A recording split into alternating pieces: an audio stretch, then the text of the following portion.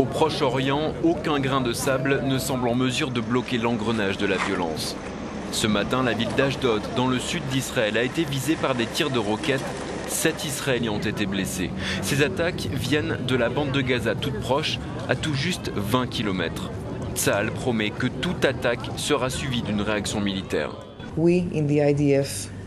L'armée israélienne ne tolérera pas cette violence continue. Nous ferons donc tout ce qui est en notre pouvoir, avec autant de retenue possible, pour contrer ces attaques terroristes.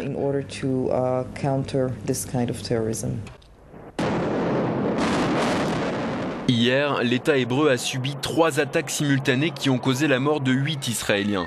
La réponse ne s'est pas fait attendre.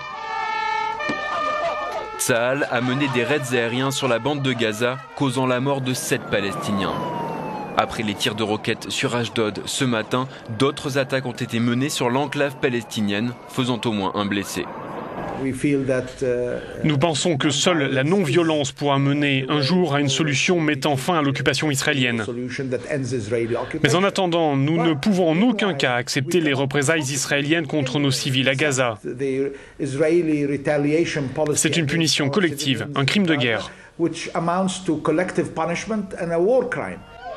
Ce matin, en Israël, les 8 victimes des 3 attaques d'hier ont commencé à être enterrées. Des centaines de personnes se sont réunies à Jérusalem pour les funérailles d'un soldat de 22 ans. Dans un camp comme dans l'autre, la douleur est toujours la même.